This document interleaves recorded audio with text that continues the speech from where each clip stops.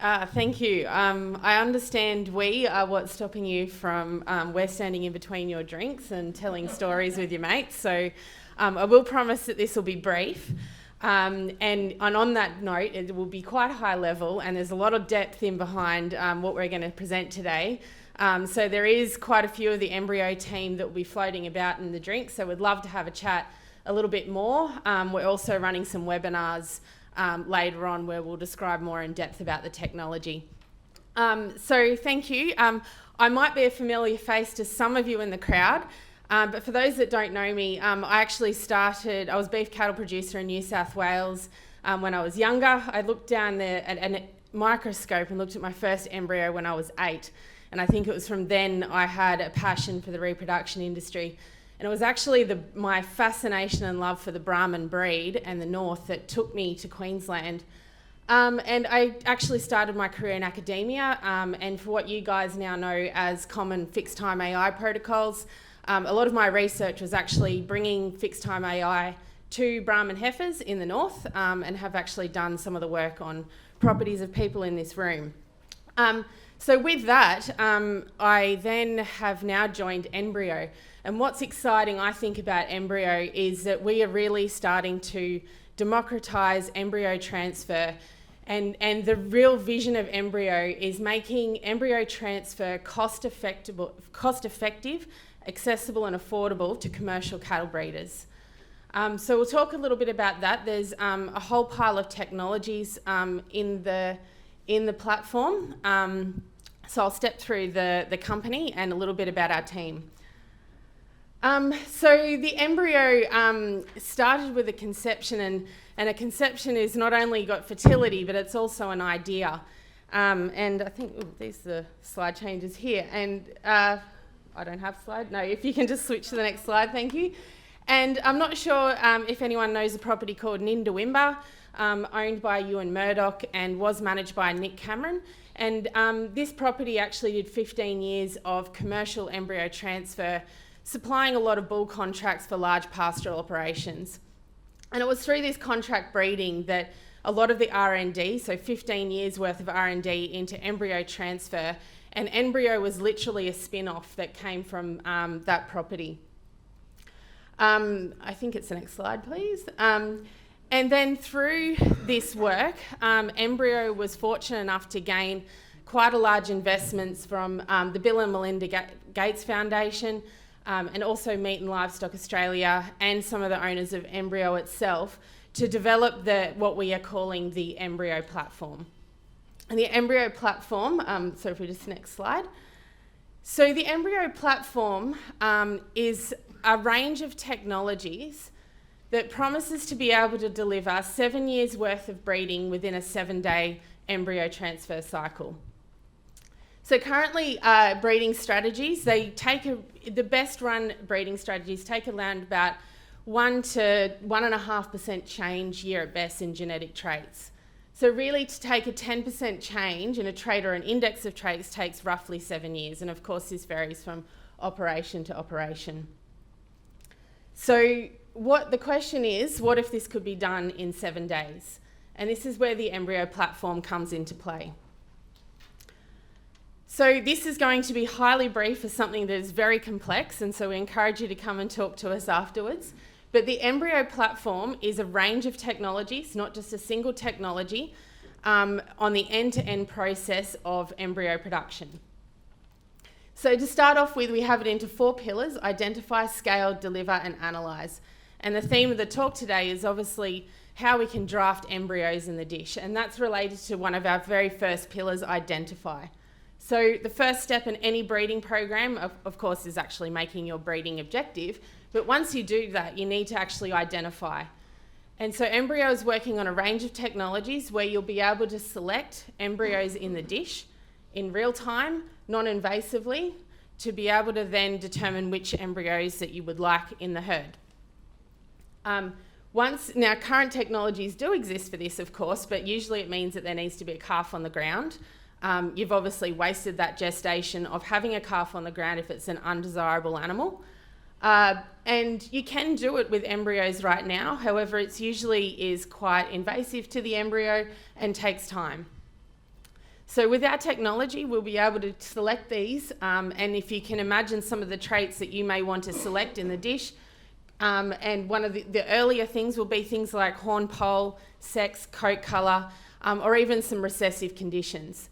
Some breeders are stuck in situations where they would love to do matings, but because of the risk of recessive conditions, they are less likely to do it. With our technology, you should be able to do those matings and then make those decisions and do your drafting in the dish before they're wasted on a pregnancy. So after we draft our embryos and we have the desired embryos that we want to have in our production system, we then have a range of technologies around scaling. So scaling, making more of those embryos that are desired. So we have working on a range of technologies that are at the biology and also in the lab. So at the biology level, we have some patented technologies where we'll be able to then make multiple twins from those desired embryos. And currently IVP or IVF production of embryos is actually quite a manual process. So working automation in the lab to be able to handle and create embryos at scale. Now, once we've produced all these desirable embryos, the challenge is then actually getting them into herds. And anyone who has had anything to do with embryo transfer would be familiar that there's very few technicians that actually are not only capable but good at transferring embryos. So we're working again on a range of technologies that means that semi-skilled operators will be able to transfer embryos into their herds. Another statistic that came out of NBRYO was up to 70% variation in the outcome of your embryo programs is actually related to the practitioner themselves. So through this technology, we hope to take this variation out and also have some animal welfare benefits in the process. We're also looking at some preservation methods that hopefully means that delivery of embryos to regional areas is much more simplistic than current processes. And then underpinning our tech platform is data. Data, as we know, and most people have discussed today, is certainly king. Not only in terms of how the platform works on property, back informing product development, but just also imagine the information that can be supplied through the whole supply chain if you knew what embryos were going into a production system. So not only have we invested a huge amount in the research and development behind the platform, and we will continue for years and years, we've also invested a lot in the capability of our team. And standing right here, and I'll let Rodrigo take the microphone, is our lead of our field services team, and he'll talk a little bit about our actual capability on farm. Good evening, everyone. First of all, I'm from Brazil, so I'm sorry if I make any English mistakes. So be comprehensive about that. So anyway, as Sophia already presented the company for you and talk about herself, I'll present myself a little bit because although some people know her, I'm pretty sure nobody here knows me. So I'm from Brazil, and my history in cattle begins with my father because he's the reason I became a vet. And he started his work as a veterinary in cattle reproduction in 1978. And he always thought and had as a goal bringing technology to the field, because at that time, like, it was really difficult, and still it is. And so he always got the technology from the universities and apply it at the field work. And he did this with several techniques. And one that I believe was the most impressive one is that he was the first one of doing IVF commercially in Brazil. And this left a mark in cattle history there. And after talking a little bit with people from NBRYO, I believe that they also have this capability. Yes, sorry about that. For doing so here in Australia and all over the world with this technique of doing 7 days of work, of doing 7 years of work in 7 days.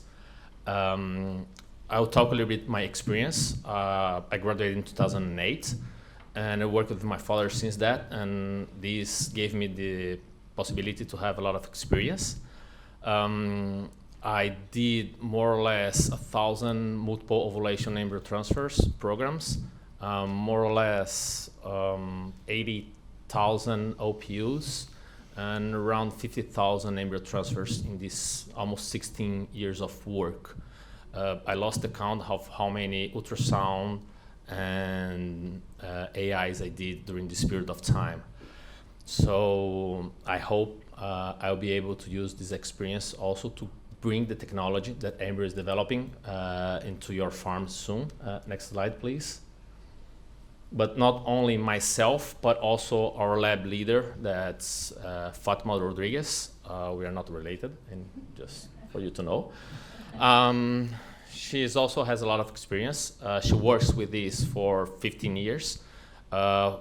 She produced around 150,000 embryos during this period of 15 years. And she produced it like she was responsible for at least one of the steps, because usually, actually this technique, it's a lot of steps together. And at least 20,000 of those were produced entirely for her. Like, she was the only one responsible for all those 20,000 embryos.